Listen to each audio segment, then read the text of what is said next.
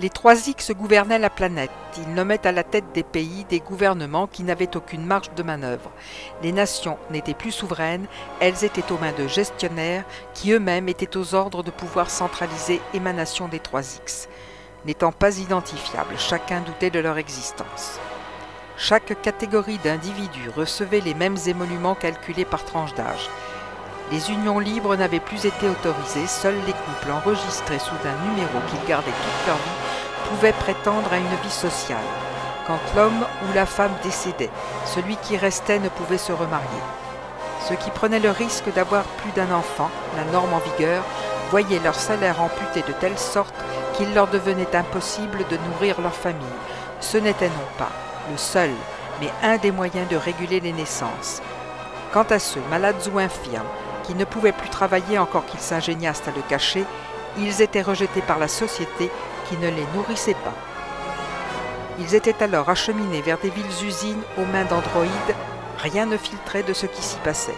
Chaque cité avait la sienne, tous ignoraient ce qu'il advenait de ces hommes et de ces femmes, et chacun n'étant préoccupé que de sa propre survie, ils étaient vite oubliés.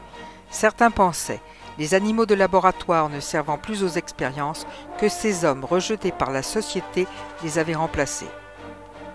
Sur toute la planète, livres et manuscrits avaient alimenté d'immenses bûchers dont les fumées pendant de longs jours avaient asphyxié les villes.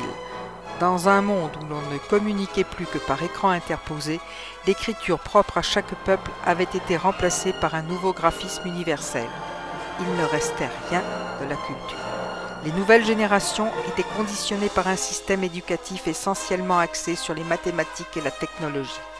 Des écrans géants recouvraient les façades des murs des cités, s'y bousculaient, truffés de messages subliminaux, l'information censurée, les slogans, les luttes acharnées que se livraient les groupes au pouvoir.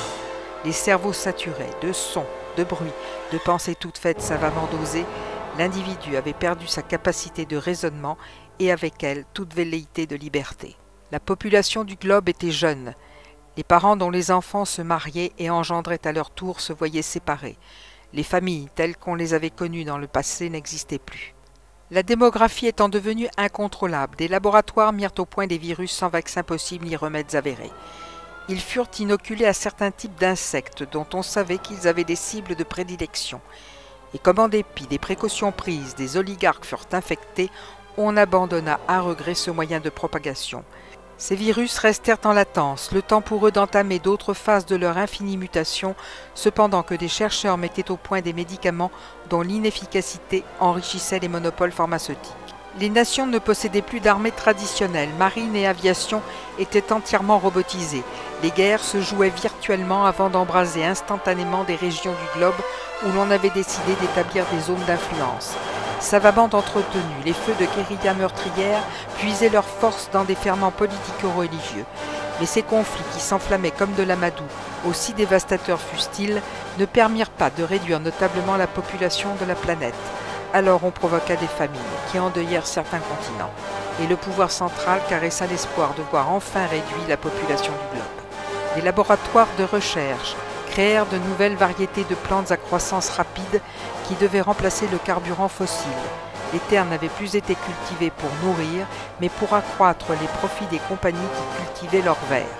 Les engrais, les cultures intensives, les organismes génétiquement modifiés laissèrent dans les sols surexploités des germes qui rendirent stériles les semences.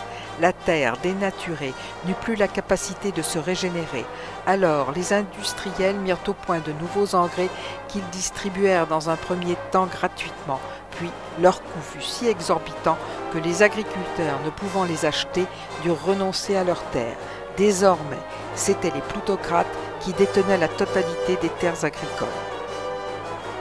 De nouvelles religions, des sectes émergèrent puis disparurent. Les États avaient permis leur mise en place car les sommes colossales qu'elles engrangeaient alimentaient leurs caisses noires. Mais elles devinrent un État dans l'État et ceux-là même qui les avaient autorisées les éliminèrent les unes après les autres. Leurs adeptes recouvrant la liberté, ils devinrent un danger pour la stabilité du pouvoir en place. S'affrontaient, après que se fussent produits de grands bouleversements, les blocs asiato-européens et afro-américains. Ils avaient succédé aux blocs américano-européens et afro-asiatiques.